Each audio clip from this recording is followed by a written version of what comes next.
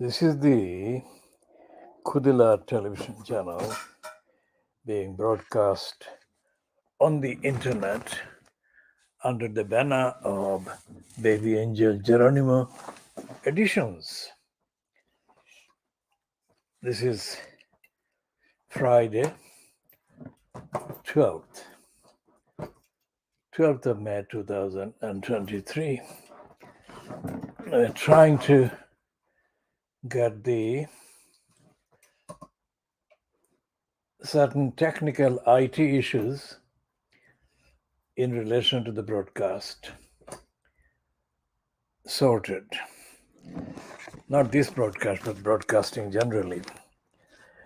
And we hope to be able to do that within the next week or so at the most, at the longest. This is the BabyAngelGeronimo edition, KhoodeelaarTV television channel being broadcast only on the internet, not on terrestrial, not on satellite, and not on cable platforms. One of the things that we are updating on is the status, the moral status of King Brian, also known as Charles. And on page 15 of the Times, print edition of the Times today, there is a heading, King's former aide may have leaked stories about Harry being Harry Windsor. And it is a man called Mark Bolland. And the caption to a picture of Brian with Bolland says that Bolland regularly spent time with the editor of the Daily Mirror at the time, Piers Morgan. Piers Morgan is also known as Piers Moron. It's a coincidence that the title of Moron was probably adopted at the same time as our movement did, as the private lie started calling him Piers Moron. Now, Piers Moron is a discredited kind of associate of some of the worst kind of villains, including nasty racist liar Nigel Farage. And Moron is, of course, an avid supporter of the cause of the United Kingdom or Britain leaving the European Union, Brexit. Now, the picture of Bolland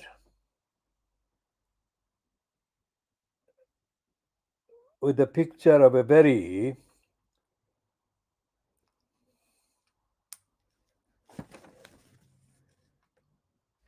contemptuous Brian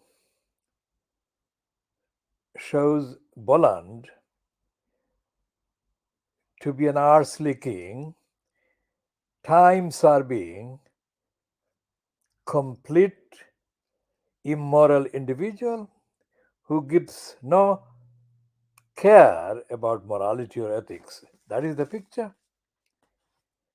And what we are saying exclusively, because none of the fleets, including the Times, will say anything like what we are saying about Piers Moron. The Piers Moron is a dedicated anti-Muslim, a hater of Muslims. And he got the sack for, as the Wikipedia entry on him states, He got the sack as the editor of the Daily Mirror when he did get the sack in 2004 for not apologizing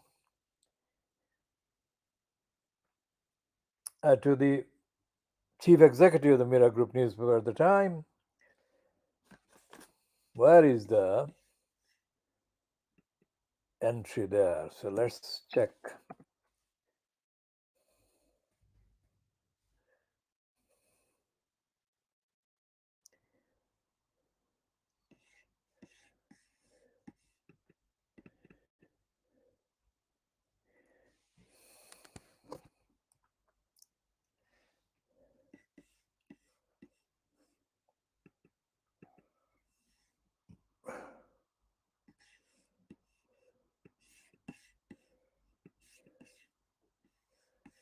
We'll go back to the actual Wikipedia entry and find the aspect of his being sacked.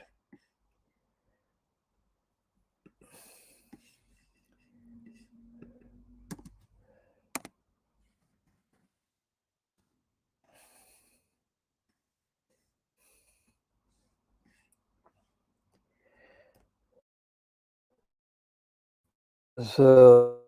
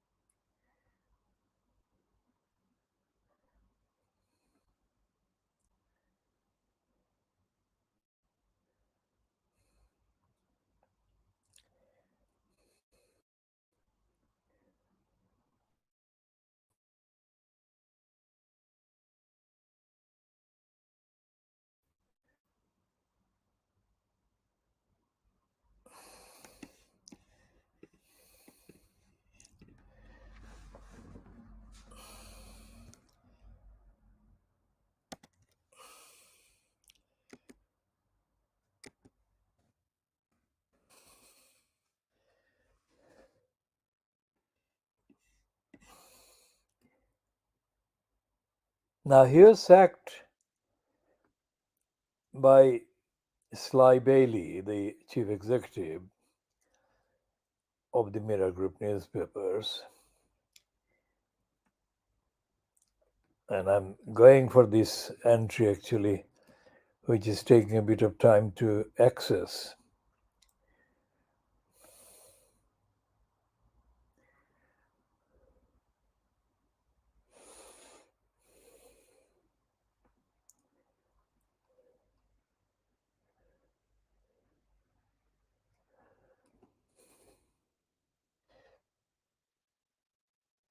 Going by the number of complaints that Pierce Moron has received against his behavior, it is without a doubt that this individual, Moron, is as corrupt, as poisonous, as hateful, as vicious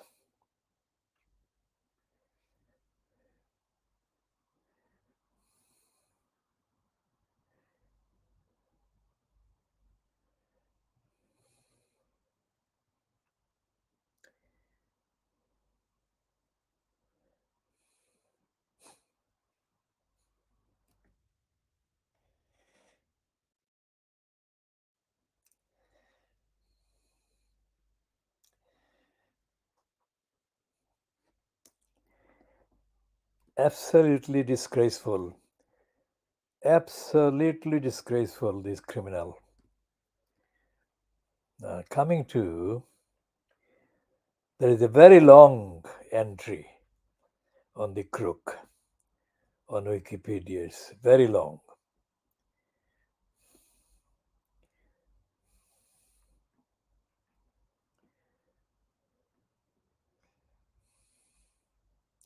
Okay, in the wake of the Abu Ghraib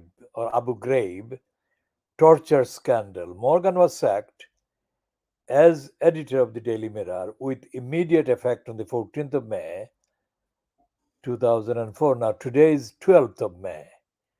Amazing coincidence. We'll come to that because he is featuring in the papers about on the anniversary almost.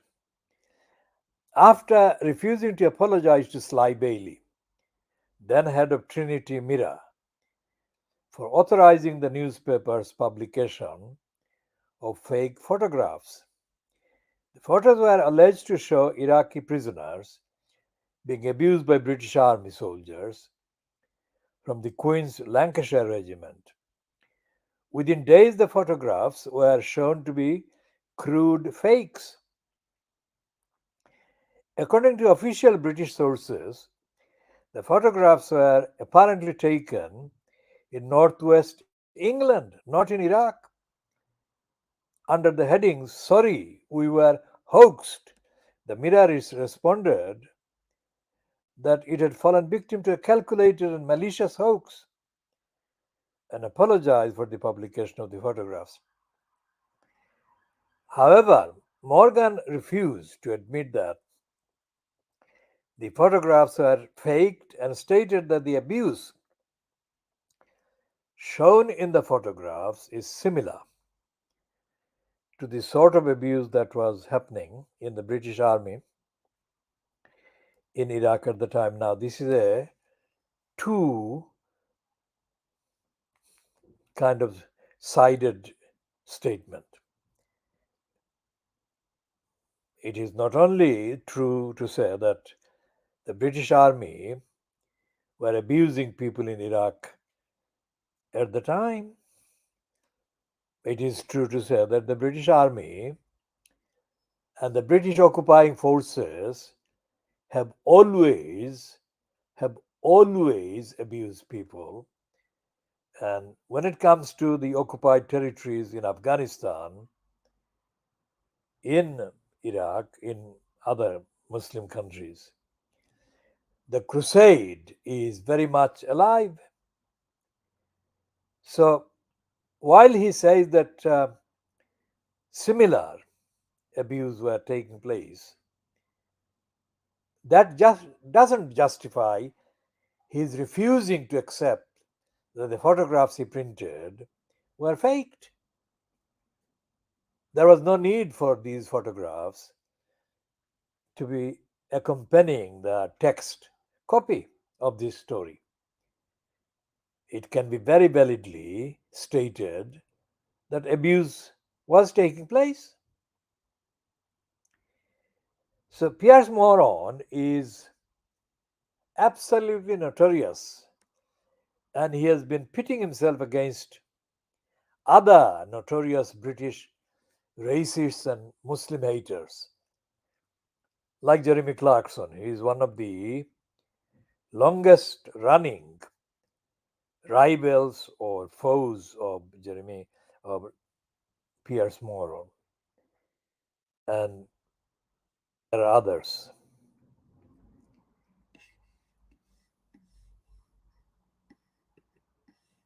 I'll just go back to the platform that does accommodate this.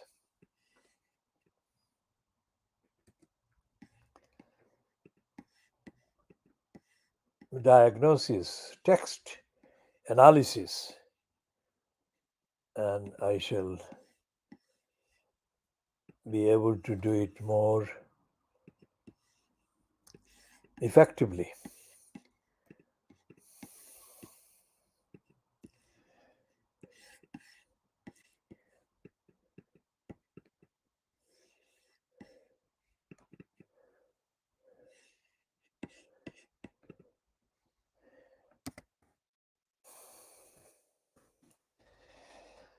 So, in the wake of the Abu Ghraib torture scandal, Morgan was sacked as editor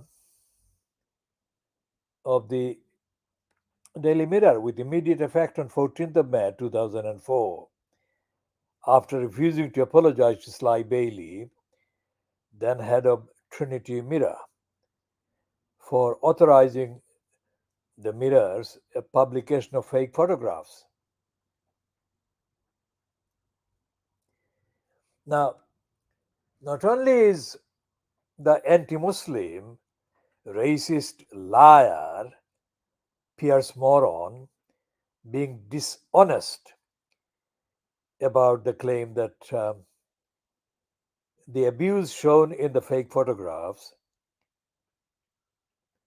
is similar to the sort of abuse that was happening in the British Army in Iraq at the time. He doesn't give a shit about British Army abusing people in Iraq or in Afghanistan. He hasn't done that.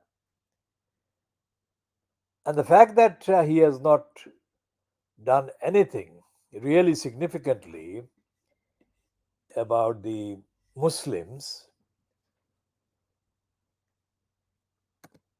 in Guantanamo Bay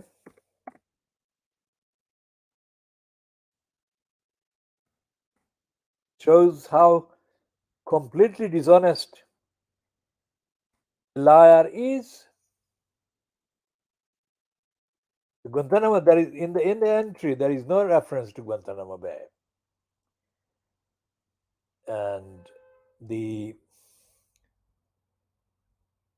Wikipedia operation includes a significant involvement in updating entries like that they have been running on this liar, and they have not updated anything about the representation of Harry and others in the currently ongoing High Court claims against the Daily Mirror. The licensed law trader Debbie Sherborne,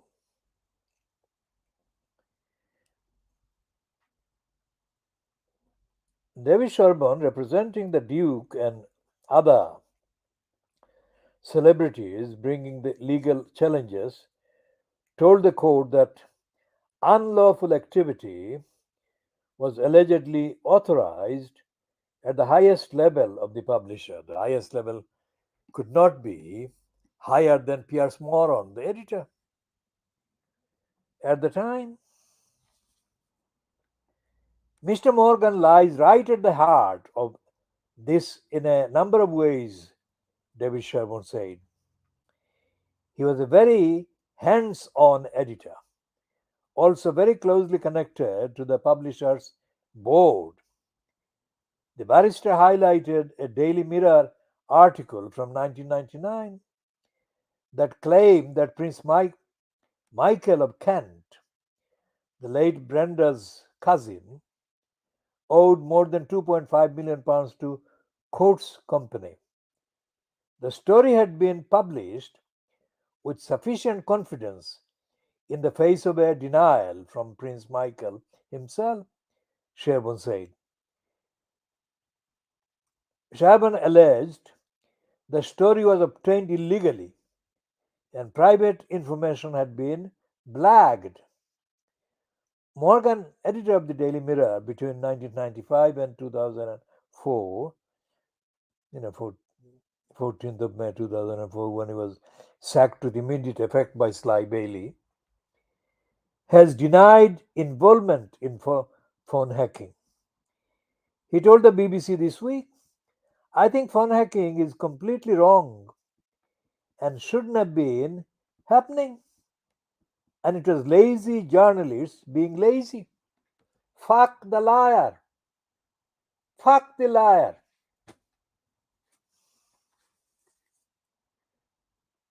Privacy claims are also being brought by the former Coronation Street actors Nicky Sanderson and Michael Levale, and Fiona Reitman, the former wife of the comedian Paul Whitehouse. Mirror Group newspaper said, where historical wrongdoing has taken place, we have made admissions, take full responsibility, and apologize unreservedly. But we will vigorously defend against allegations of wrongdoing where our journalists acted lawfully. The hearing continues. This is a piece by David Brown in the Times of today, the 12th of May 2023, on page 15. King's former aide may have leaked stories about Harry, and that is the picture which has got the caption Boland regularly spent time with the editor Piers Morgan. Now, why would the Times newspaper, which is owned by dirty digger Rupert Murdoch, who has given £50 million to shore up the ego of the disgraced Piers lying moron? Why would the Times say that? Why would they actually say anything that suggests moron was doing dishonest things and moron was having close meetings, relations, regular time with Boland? Unless the Times has got rock solid, independent evidence of its own that Boland and Morgan were colluding in, among other things, obtaining illegal access to information about Harry and making available for publication and publishing. Harry claimed that he was a victim of unlawful information gathering. That's a phrase, unlawful information gathering, along with his father, then Prince of Wales, his brother Prince William, and his mother Diana, by the publisher of the Mirror. The publisher has claimed many of the stories subject to complaint came from information disclosed by or on behalf of royal households or members of the royal family. One Daily Mirror story involved Harry missing a family skiing trip in the Swiss resort of Klosters as a result of having a kissing disease, glandular fever, in March 2002 when he was 17.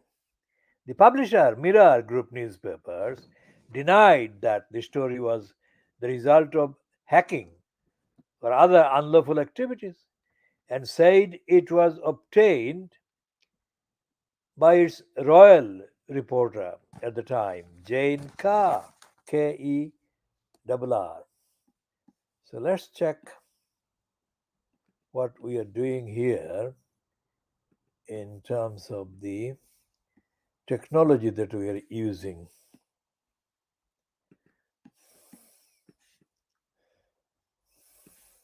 So we've done the 23 minutes so far, 23 coming 24 minutes. And the same story has been about Piers Morgan, has been running on the Guardian website as well now. Let's check if the I newspaper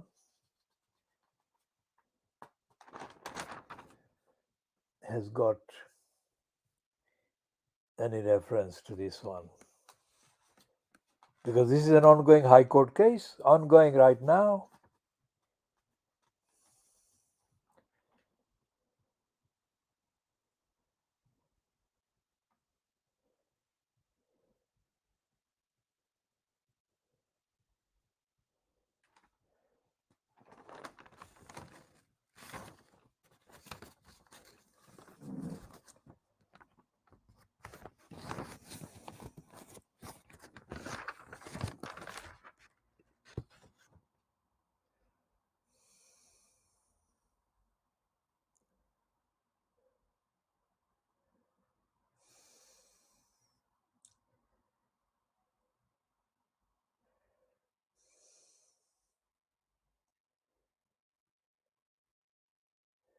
Okay, so there is an item on the ongoing hearing, and this is a shorter one by Jane Glass. Prince, that is Harry, had no expectations of privacy. The Duke of Sussex did not have an expectation of privacy over a report that he was allegedly punished by his father, now the king, for dressing up as a Nazi. The Daily Mirror's publisher has told the High Court.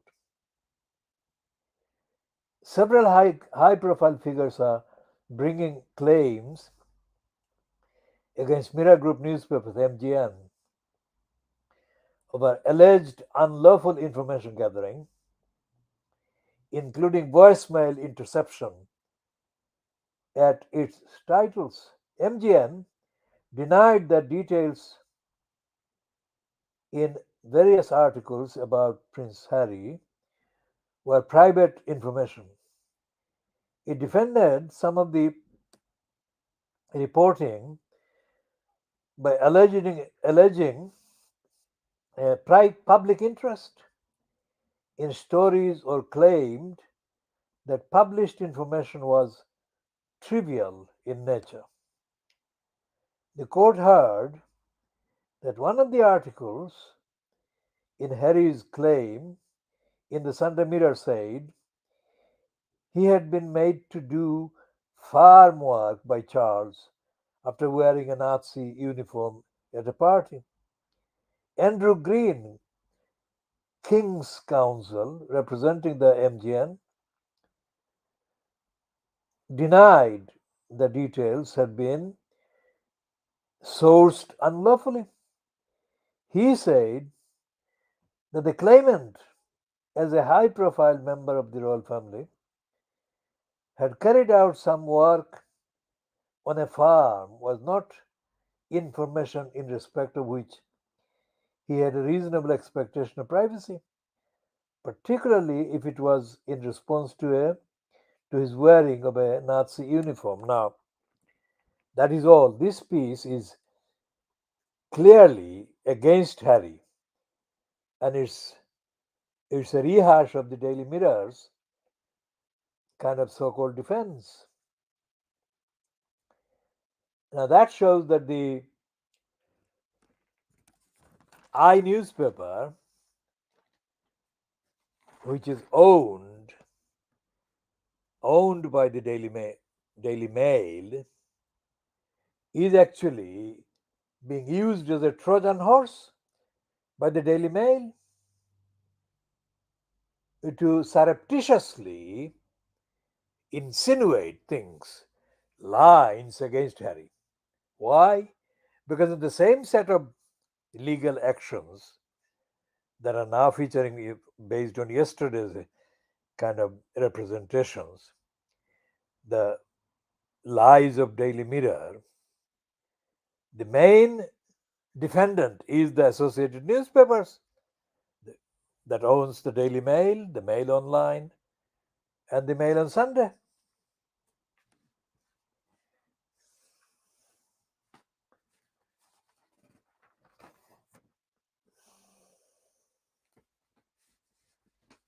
So, what we are finding on the evidence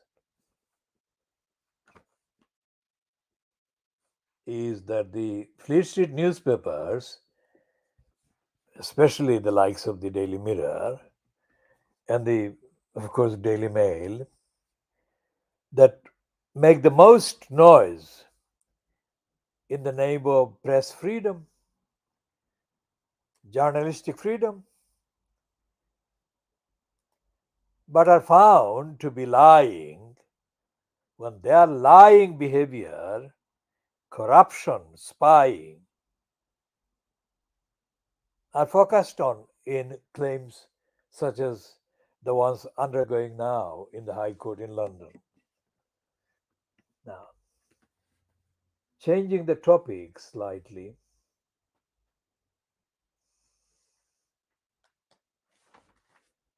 is under the topic of politics, And the heading is Anger in the Tory Ranks at Decision to Abandon Scrapping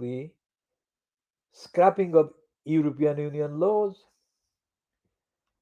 We'll come back to that in a minute, but let's move on to the smaller piece next to it, which is Parliament. Speaker and Badenoch in angry exchange. Now, Badenoch is a woman from Africa. She's not from the Caribbean, but she's a woman from Africa, and she's one of the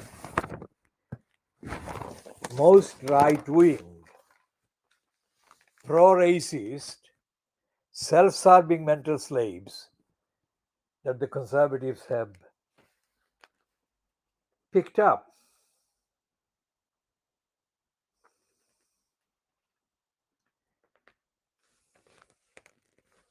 Let's see what this exchange is about.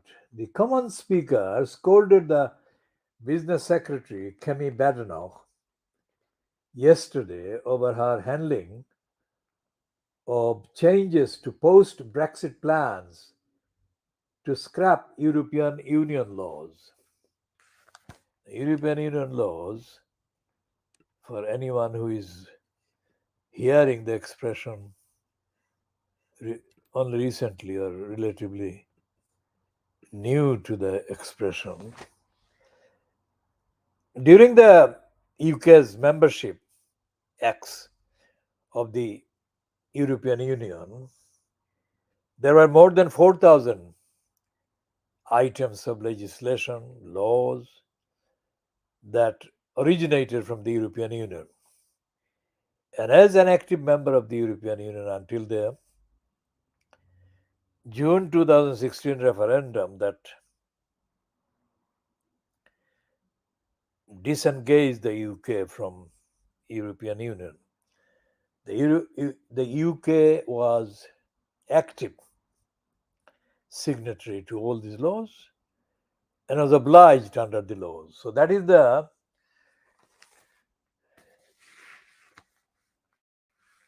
volume of laws that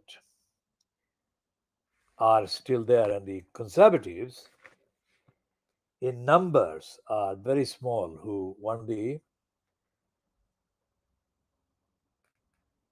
European laws to be scrapped. Now, this is again a Daily Mail. This is a Daily Mail agenda item being put in the I newspaper, disguised as an independent I. I is not independent, it's a liar. Lindsay Hoyle was unhappy after the change to government policy was not announced by an oral statement to the House by a minister, but appeared in a newspaper. Lindsay, who granted an urgent question on the changes, said, "I'll remind the government we are elected to hear it first, not to read it in the Telegraph, and certainly not a written ministerial statement." Miss Badenoch replied, "I'm very sorry that the sequences that we chose was not to your satisfaction." An angry Sir Lindsay then said, "Who do you think you are speaking to, Secretary of State? I'm the defender of this House and these benches on both sides. I'm not going to be spoken to by a Secretary of State who is absolutely not accepting my ruling. Take it with good grace and accept it. That members should hear it first, not a written ministerial statement or what you decide. These members have been elected by their constituents and they have the right to hear it first. And it is time this government recognized we are all elected, we are all members of parliament, and use the correct manners."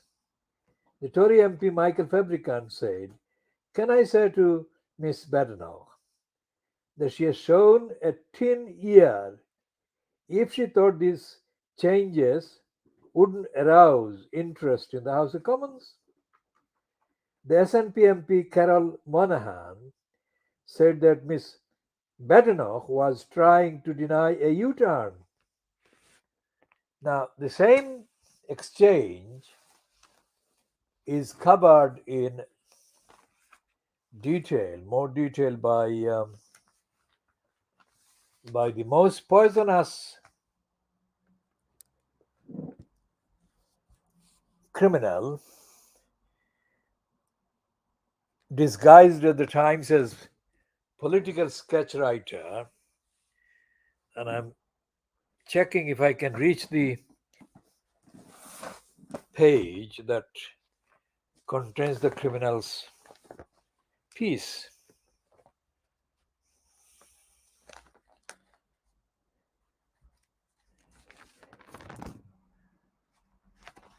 The criminal is called Quentin Letts, and he says a Badenoch lesson. Now, I read this again so that the point is brought home. A Badenoch lesson in how to lose friends and alienate speakers. Now, Badenoch is spelled one word, Badenoch. Now, if you take the two parts of this apart, then bad, the first three letters, bad is bad, and Enoch, Enoch. Now, can anything be worse than Enoch Powell? Well, it can be when it has got a completely stupid African origin woman posing as a whiter than the most white racist Briton, operating a career under the flags of the Conservative Party. So there is a picture of Lindsay Hoyle, who is the speaker, taken from the Parliament television, I suppose, showing him to be quite angry with Badenoch. Now, Badenoch, so let's check what the Quentin Letts is saying. We've got really not a lot of choice about these people. They're all bad. Since time immemorial, ministers have thought backbenchers thick, but it is generally unwise to say so out loud in the Commons. Alas, no one pointed this out to the Trade Secretary, Kemi Badenoch. She called them dim. She sighed at their sub-elementary grasp of detail. She even curled an eyebrow at the speaker, Sir Lindsay Hoyle. It was like watching Dame Edith Sitwell deal with a millionaire's sausage-thumped apprentices. A spectator sport, all good fun. As an act of politics, suicidal.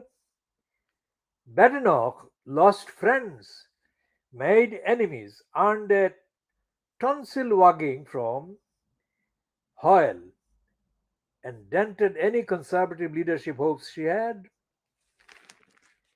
Sir William Cash, C., Conservative from Stone constituency, the Elijah of Euroscepticism, had won an urgent question about changes to the repeal of the European Union rules. Cash was much vexed about the matter. Near him sat a few rhubarb-faced Brexiteers, indignant that the repeals were being diluted in the Lords to appease, as they saw it, the blobbish Mandarinite. Mark Francois, Conservative Rayleigh and Wickford, that is in Essex, pumped his lips as high as a Swedish sex doll. Jacob Rees-Mogg, Conservative Northeast Somerset, drummed two lean fingers against his temples. The Prime Minister's parliamentary aide hovered in wings to gauge dissatisfaction on the Tory benches. Oddly enough, it wasn't that bad until Badenoch upset them. Hoyle had opened with one of his moans that the government should show more respect to the commons. These happen about once a fortnight. All a minister need do is simper, grovel, and assure Mr. Speaker that he is a star. This may not always be honest, but it suffices. It negotiates the hump.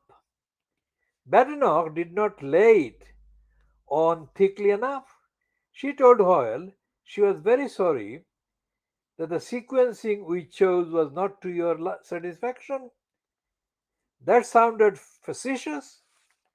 Somewhere under Hoyle's bonnet, deep in his magnetos and gaskets, petrol was sparked.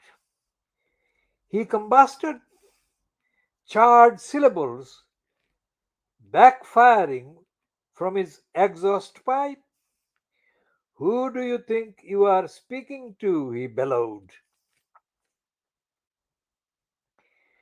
Hoyle had been on amiable form earlier, but there was something about this minister, perhaps her patrician voice, or the way she uses an iPad instead of handwritten notes, that sent him tonto.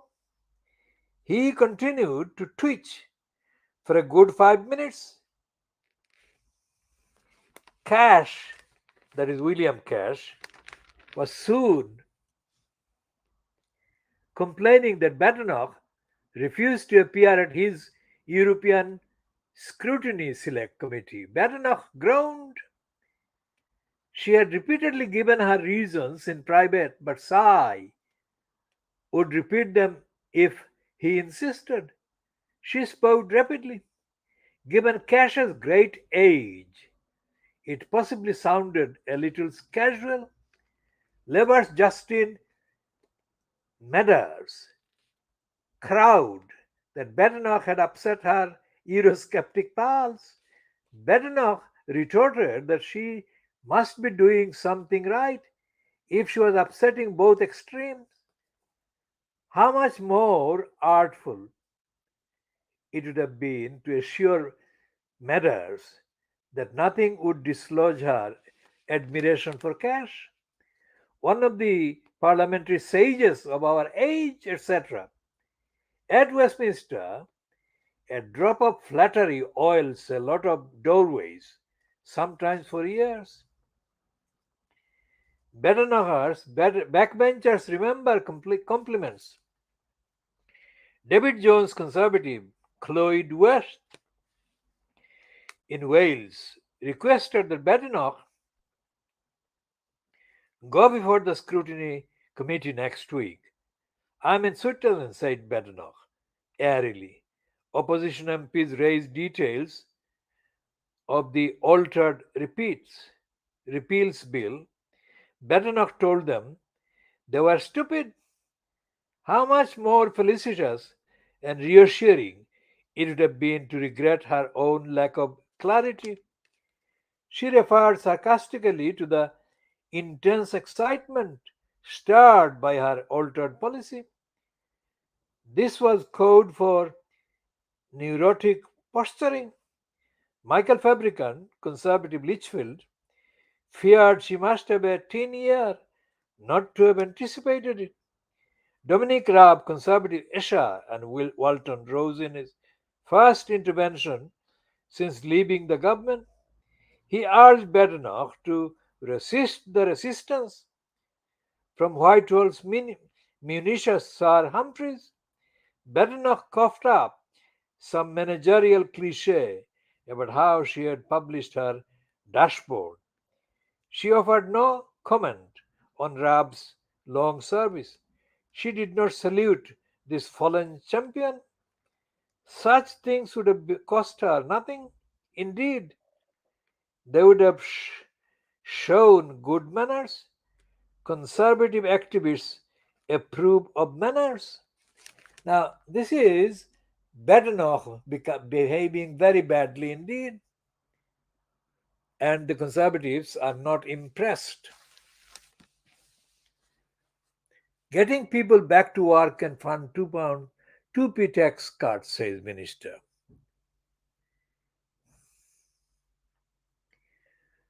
So we shall be moving on to other items, especially the item about food prices on way back down. Supermarkets promise peak has passed. Bank governor blames grocery costs as interest rates rise. Now, this is a pack of lies. Supermarkets are lying. Why? Because they are doing the changes to the markups, the prices of items that are bought most frequently every day, illogically, irrationally, astoundingly irrationally. For example, one item that is of regular use by me that has ranged from being priced at £1.20 to now £1.60 at Sainsbury's. The same item has gone to £1.70 at Tesco's, to cite two of the bigger supermarkets.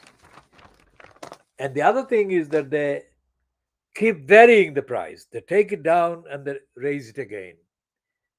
There cannot be anything going on in the production process, the production chain, that can justifiably, materially be linked to these completely stupid and irrational changes to prices.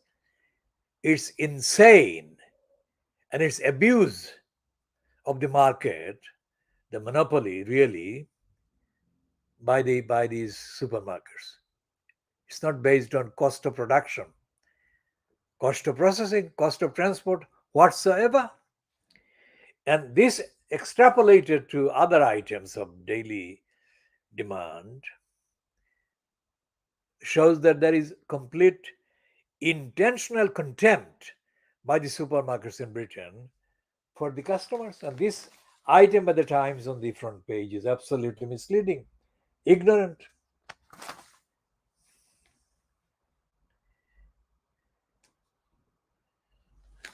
And there is an item in the Times on page 15 again. This is the item about the BBC being asked to disclose drinks with politicians. It's a piece byline to Alex Farber, media correspondent. Now, this is absolutely unbelievable because the BBC has been in place for nearly 100 years, coming up to 100 years. How come that they didn't think of this for 100 years or 80 years?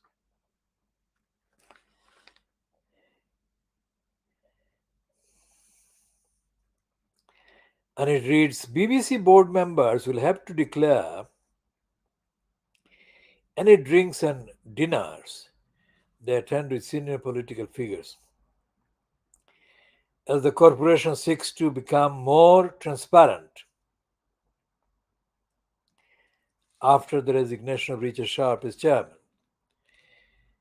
The board, including Tom Davey, the Director General, Deborah Tarnis, the Chief Executive of News and Current Affairs, and Sir Robbie Gibb, the former number 10 communications chief, have agreed to notify officials about formal and informal engagements, including social events. Board members will be expected to share details of chance meetings with political figures when they spend substantial amount of time together. The plan to expand the BBC's records, which will not be made public, comes after an internal investigation found that Sharp failed to declare his relationship with Boris Johnson, the former Prime Minister, in a sufficiently formal manner. Board members are Nick Sarota, Dame Ellen Close-Stephens, and Charlie Garwood found that Sharp failed to flag 3 social meetings arranged at short notice, including one at Checkers in May 2021. They ruled that Sharp broke the BBC's rules by failing to disclose his role in helping to facilitate an £800,000 loan guarantee for Johnson while he was applying for the chairmanship. A separate review by Adam Heppenstall, King's Counsel for the Office of the Commissioner for Public Appointments, looked specifically at the appointment process. Sharp agreed to step down by the end of June after Heppenstall found that Sharp's role in discussing Johnson's finance resulted in the risk of a perceived conflict of interest. Fuck them. These are liars. I mean, what is the perceived conflict of interest, the fuckers? Why should it take something so obvious to be discovered and invented as a perceived conflict of fucking interest? So the BBC has been a corruptocracy right from the beginning. And the Nazi respect and Nazi worshipping John Reith, overhyped as the guardian of the BBC ethics and morality, was the first liar in the history of the BBC.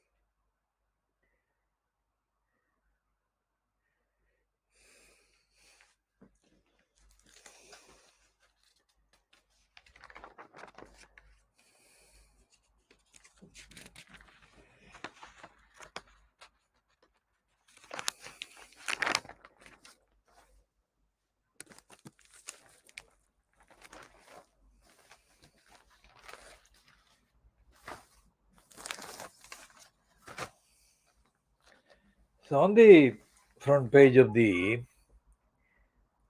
Dirty Digger Murdoch scum, for the second day in a row, there is this piece about Philip Schofield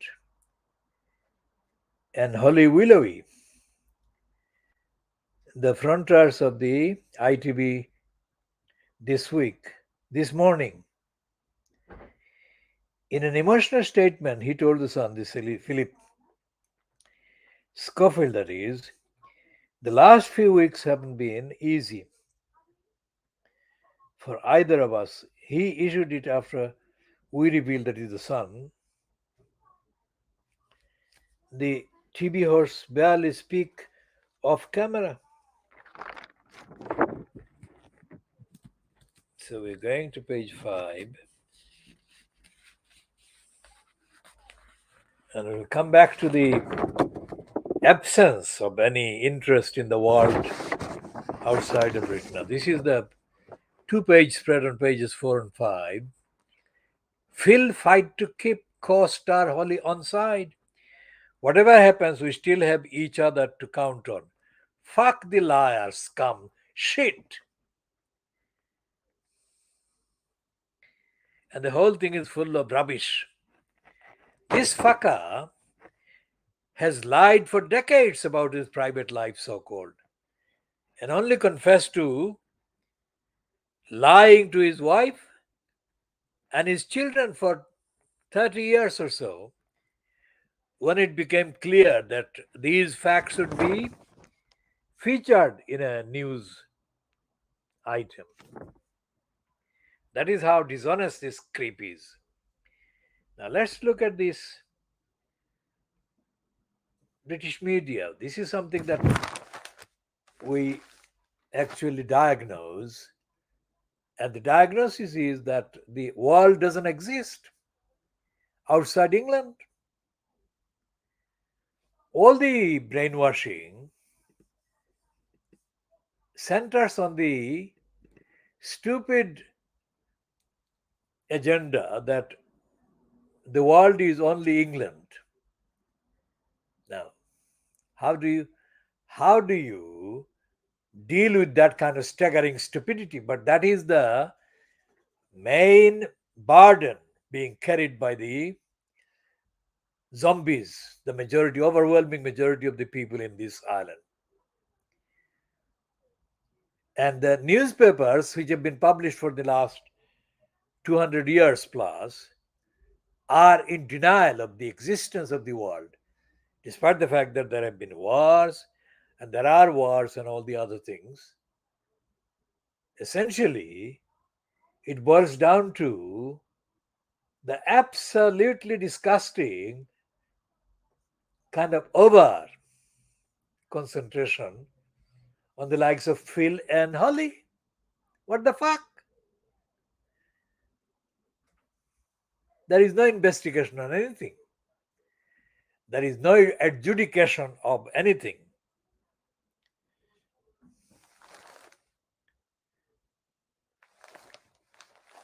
And as Lindsay Hall has found out, this brainwashed mental slave, bad, worse than Enoch Powell, bad enough. She is of African origin. I mean, as I pointed out before, putting her image leaves no doubt that she is African. She is not white. She is not European. So you've got a lineup of her, and then Suella, Ibila, Cruella. And then you got, of course, the frontman, current frontman, Sunak. I mean, according to the Times, as earlier, few days ago, the piece by Sham Bhatia, Sunak is a descendant of Ram Das. Now, Ram Das was born in 1917, according to Sunak, according to Sham Bhatia, and he was probably, there is no certain kind of evidence that he was present, but he was probably present when the British imperialist fascist General Dyer ordered the shooting of the innocent Punjabis, Sikhs mainly, in Gujranwala in Amritsar, in Punjab. And then, not long after that, Sunak's grandfather, Ram Das, went to Africa, where he started a business as an accountant. So Ram Das was followed by his wife. There is no details as to when they got married, but let's say that there was an arranged marriage. So, and they stayed in Africa until the East African countries like Uganda, Kenya, and a few others began to expel Asians, that is to say, the likes of Ramdas and others who came from what is now Bangladesh and Pakistan and India, mainly various parts of what is now India. So Ramdas came to England. Was it 1970? It is worth checking and we'll update on that date. So Ramdas came, let's say, in the beginning of the 70s, when the anti-Asian expulsions by the African states were taking place. And they settled in a English country side somewhere. Was it Bristol or some such place where the Ramdas opened a business? And that's when Sunak was born in England. And Ramdas, I think Ramdas died before Sunak was born, I think. Ramdas's wife survived him. So Sunak saw his paternal grandmother.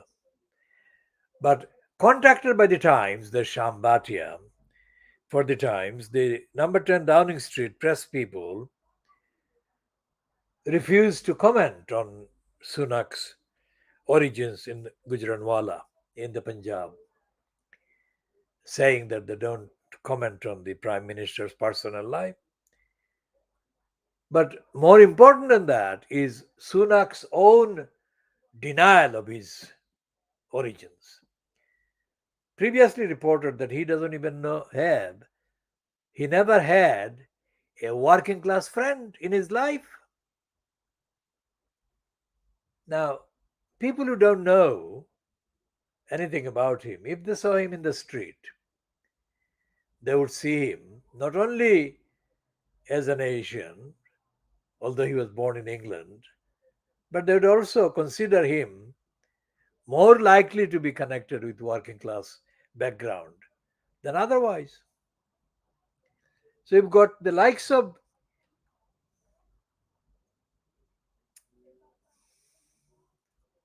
Badenoch and Sunak and the Ibilar Suela Cruella.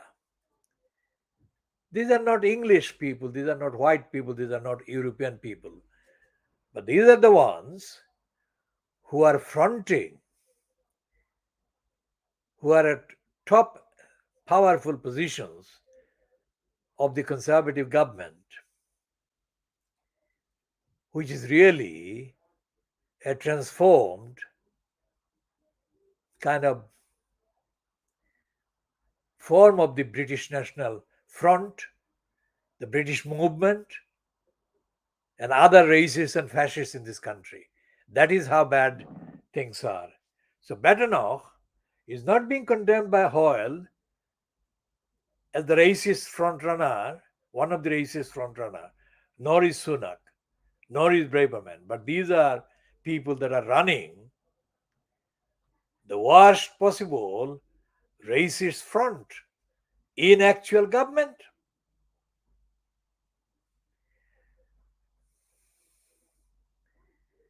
So when the political murderer of the Labour Party, Keir Starmer, punishes Diane Abbott for expressing a very brief linguistic scenario about the various kind of categories of people who are experiencing or who are likely to experience racism in this country, Starmer is not just doing a kind of one-off thing. Starmer is doing the same thing as the fascist British National Front, the British movement, and all the other current kind of formations of the racists and fascists in this country are pledged to implement and carry out if they were in government, but they don't need to be in government. These black-faced, black-skinned, African and Asian skinned mental slaves are doing the job. So this is the context for the understanding of the role being played by the likes of the mental slave, the longest serving mental slave for propaganda, the very black skinned traitor Phillips. I mean, he's so ignorant, brazenly ignorant, that although he has commented by claiming that he was a contemporary at the University of Bristol of Laura Trevelyan, he said that he was a contemporary of Laura Trevelyan. This last 7 days, Laura Trevelyan has updated her stance about the obligations owed to the victims of slavery, and she has focused attention on the obligations that King Brian has. Now that is a very far distance that Laura Trevelyan has come, a white woman, a European woman, and the ignorant mental slave traitor Phillips has stayed absolutely silent on that.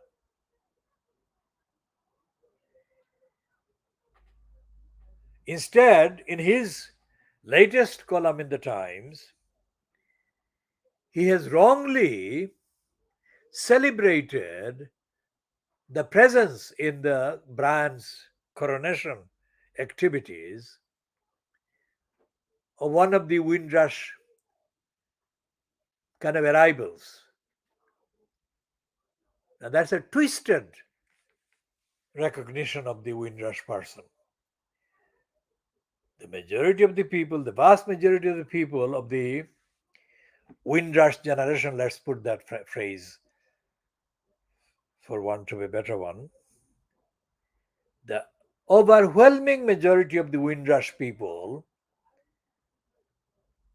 remain now, today, 12th of May 2023, at various points of reception of racist denial, racist hostility, racist obstruction, racist prejudice, racist abuse.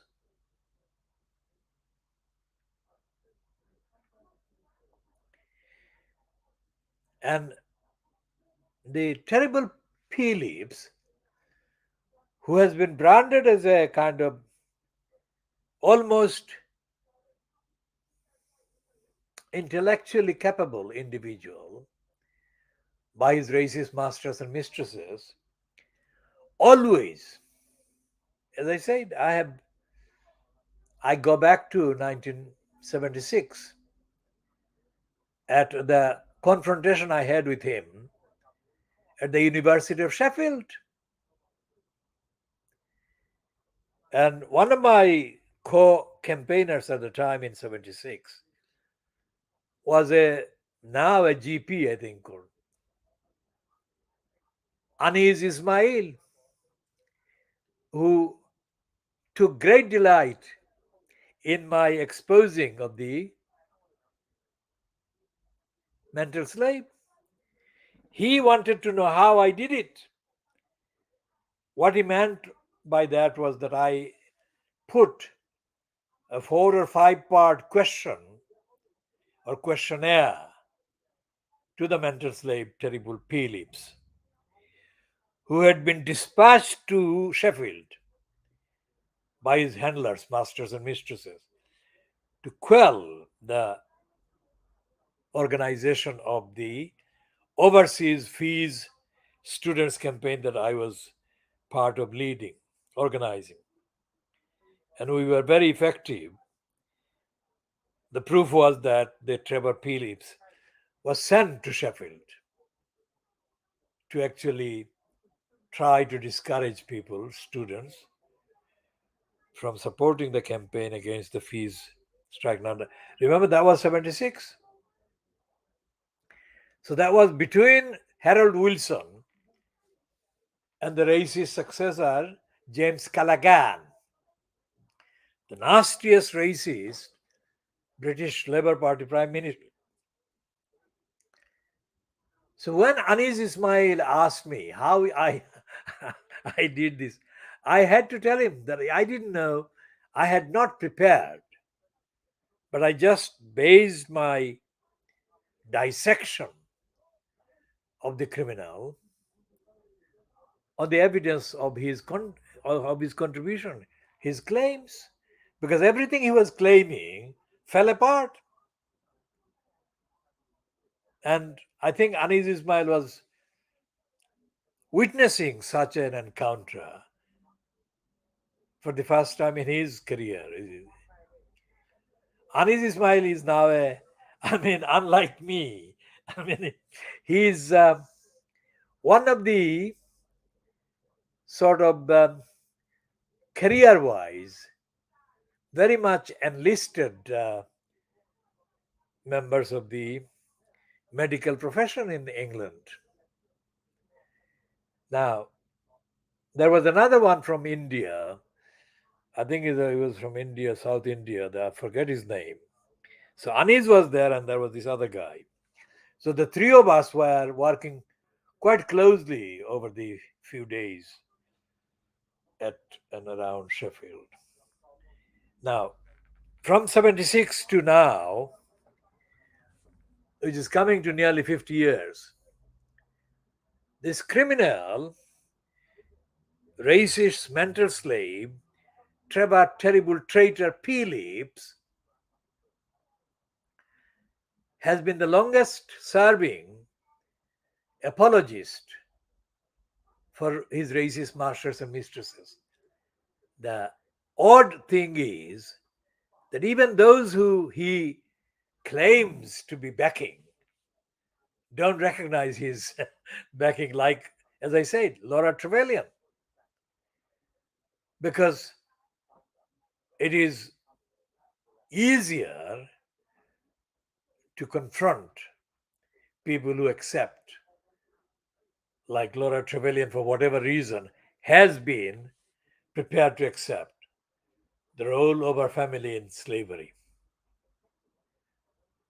even though the slavery they did was wrong. But the fact that one of the descendants is coming forward with whatever limitations there may be on her initiatives, it is absolutely perfect human behavior and standard. But you can compare this with the behavior of a mental slave, Uncle Tom, Nephew Tom, and you get disgusted by their dishonesty,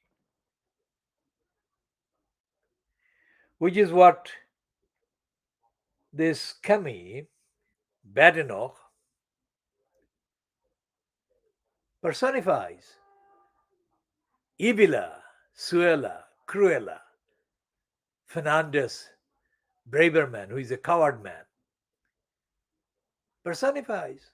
Pretty, ugly Patel personifies. And Rishi, the liar, denial, represents. All these people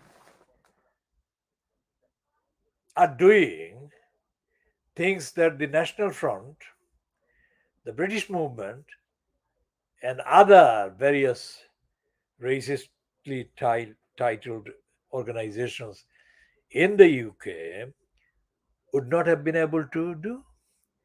Because of their skin color, they would be dismissed out of hand. Even when they would say a fraction of what Badenoch, Braverman, Sunak, Patel are doing and saying. So that's why it's so important, significant thing to point out the functional purpose for the mental slavery. The physical slavery of the type that Laura Trevelyan and others are beginning to recognize, that is not immediately still happening, not in the way that it did happen when it did happen at the climax. But the mental slavery is being fronted not by white people, not by the descendants of the slave owners, but descendants of the slave exploiters. It is being done by black skinned, petty, careerist parasites, political, social, ethnic parasites like Badenoch, like Sunak, like Braverman, like Patel. Now contrast any of them with Anwar Ditta. Anwar Ditta was born in Birmingham, England. She was born in Birmingham, England, 1953, of Pakistani parents. Now, what she was put through for the main kind of period of 6 years battle by the racists, fascists at the British Home Office cannot be, as I said, described in one edition. As I said, I mean, the battles of Anwar Ditta warrant fuller detailing and updating and contextualizing. Now, if you contrast the sheer morality, the sheer force of ethics that Anwar Ditta personified with the darkness and the slavery, mental slavery of any of these ones that I have named, there is no comparison. Now, that was happening. Think about this. That was happening decades before the racist imperialists invented Malala Yousafzai. They invented Malala Yousafzai as the victim of Muslims in Pakistan prepared to do grievous bodily harm to a girl for allegedly daring to go to school, be educated. Now, I don't blame this girl, Malala Yousafzai. But she must remember, must not forget ever, that she has been created quite apart from her own being. She has been created as an extension, as a continuation of the racists, the anti-Muslims, the anti-Pakistanis agenda, the Crusaders agenda. Because in Pakistan, even before Malala Yousafzai's grandparents were born, what is now Pakistan, yeah? Girls, women were educated. My mother taught me, I mean, I didn't go to formal school until later than I should have done. because my mother was teaching me at home by not just holding me there but by her life, her activities, her speech. So my mother taught me, and I learned English in a Siloti village. How the fuck do they think that Malala Yousafzai, as an image they have created in their own image, will carry any conviction because their target is Muslims anywhere in the subcontinent? My great grandfather was the Vedh Shah, the philanthropist, the professor, the traveler. I mean, where do you begin? Suddenly they say that they are inventing Pakistan, they are inventing education with Malala Yousafzai being attacked.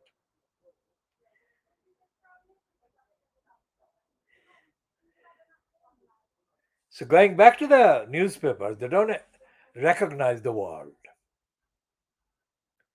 They don't recognize the world. They don't recognize the world exists outside England. If you look at a picture during the period of the British media promoting Boris Johnson without any hesitation, if you look at his picture of him sitting opposite France's Emmanuel Macron, you can see that Boris Johnson has put his leg, his feet, or one foot on the table between them. How do you find the words to condemn that kind of thuggish, insulting behavior? Now, of course, it is the same Johnson who has recently, this year, being correctly described by Matthew Paris in the Times as the dogmas, which is exactly what he was behaving as when he put his leg on the table between him and Emmanuel Macron. Nobody else said that, but it is the phrase, the dogmas, that fits Boris Johnson absolutely perfectly. You extrapolate Boris Johnson's behavior, contemptuous behavior to Emmanuel Macron, to all the other people in public life in all the countries in Africa, Asia, rest of Europe. And you will find that that kind of mentality that the dogmas personified in his insulting behavior against Emmanuel Macron comes from the dogmas mentality that England is not only the center of the world, but England is the only part of the world that exists.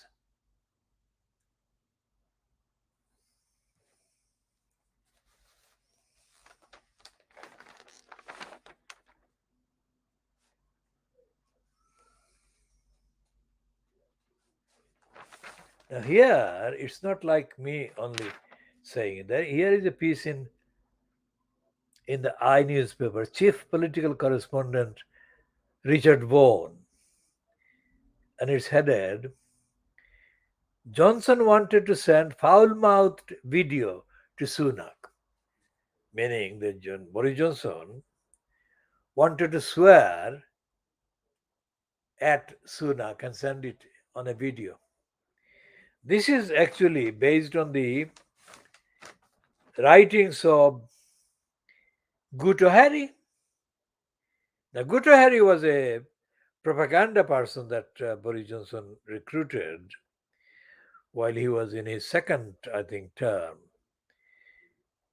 in the post of mayor at the expense of London. So Harry has been doing the promotions of his book. So let's see what it says. Boris Johnson wanted to send Rishi Sunak a foul-mouthed video calling him a cunt after he resigned as Chancellor. It has been claimed. Guto Harry, Mr. Johnson's former spin doctor in number 10 Downing Street, made the claim stating that the former Prime Minister was so furious about Mr. Sunak's decision that he wanted to send a lewd video he had seen on the internet. The claims have been set out by Mr. Hari, who was Director of Communications in the final months of Mr. Johnson's Downing Street, in his latest podcast, not the book, in the podcast. According to the former spin doctor, Mr. Sunak walked out without telling the then Prime Minister he was intending to go. Basically, he went public with resignation. Mr. Hari added, a few days later, Boris found a little video on the internet that expressed what he wanted to say to Sunak. Well, Rishi,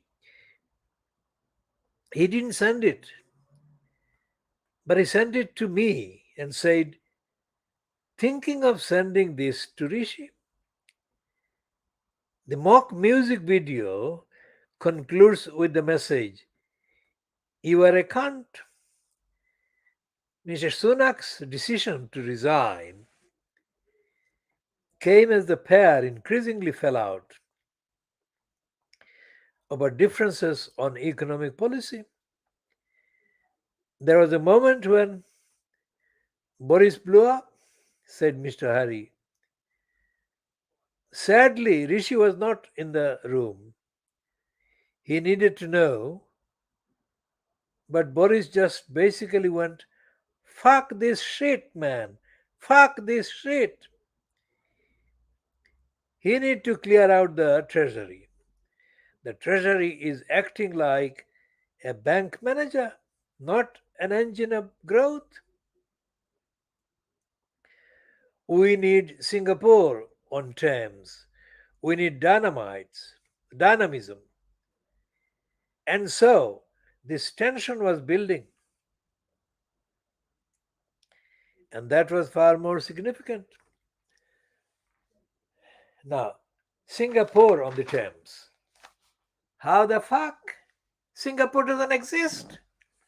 In the dogma's mindset of the fucking criminal. Because only England exists.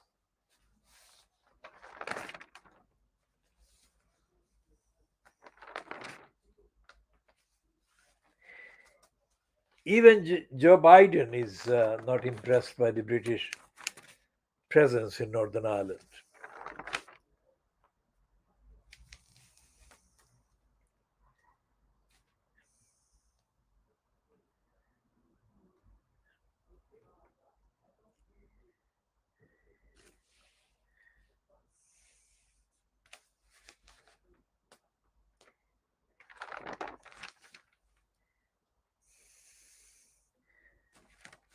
Now, going back to the topic of mental slavery, this is a white skinned woman from Turkey. Well, born in Margate in Kent, this is Tracy Emin. Now, Tracy Emin made a kind of career for herself by being complete mess, literally. He created a human mess, and her white patrons rewarded her with all kinds of accolades. And she exploited the fact that she lived somewhere near Brick Lane. She's no longer there, but And she is white skinned, but because she has got the same kind of mentality that the mental slave Kemi Badenoch, Braverman, Patel, Sunak possess, represent.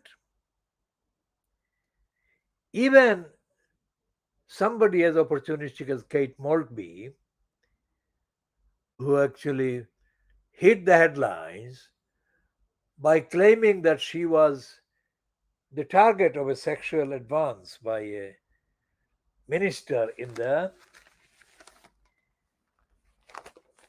regime fronted by Theresa May.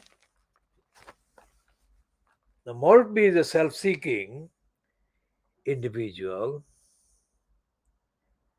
and now she's writing in today's newspaper, My View, and it says that it's time to flip the dial on royalty. In a national society, sorry, read that again. In a rational society, belief in the hereditary monarchy should be controversial. I'm looking for the bit in that item about Tracy Amin.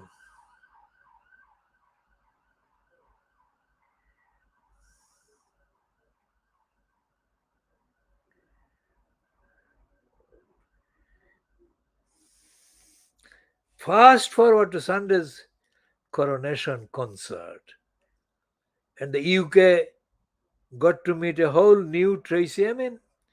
Gone was the woman who once displayed a print of her vagina entitled Fattening. Here instead was a royal courier. As I said, I mean, she's filthy, and she was made a star because of her filth.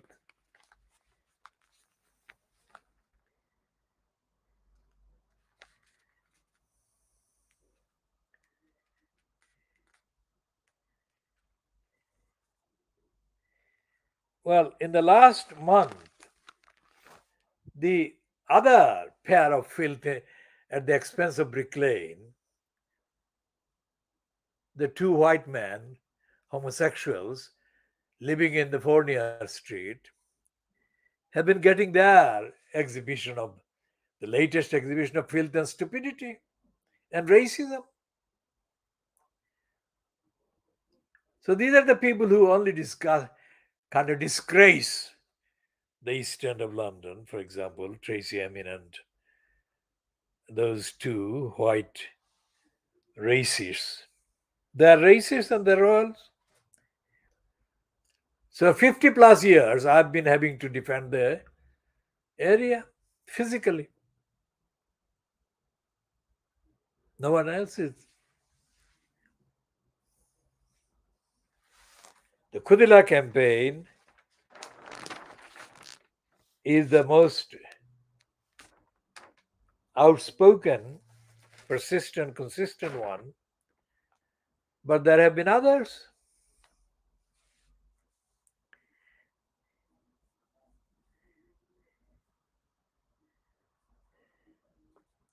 Now, here is a woman changing back to the British newspapers. This is a Ross Altman.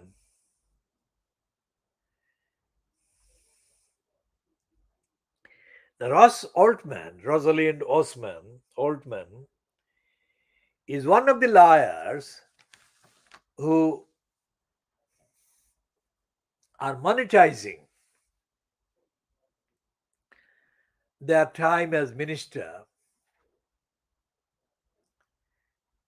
in the Conservative government over the last 13 years. Now, she is described here as a Tory peer and pensions expert. Now, let's go back to the newspaper's role. The newspapers are not carrying news. Newspapers are lies papers. Despite the fact that there are kind of very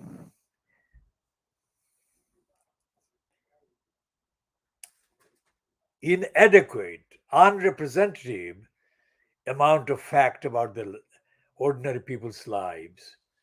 Newspapers in Britain, on the whole,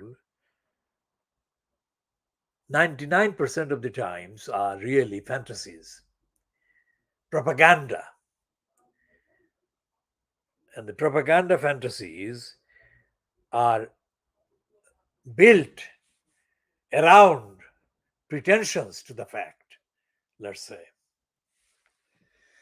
We shall be coming to an end with this one. Is 1 hour 35 minutes, and we shall be continuing the next whatever time, the next editions with all the topics. I will talk about the Somali families taking legal action against the corrupt and the racist Tower Hamlets Council. Again, that will be part of the essay, because the amount of information that has to be conveyed, included in the broadcast analysis, is such that one particular broadcast, let alone part of a broadcast, will not be enough. So we shall come to an end to this one at 09:37 hours GMT on Friday the 12th of May 2023.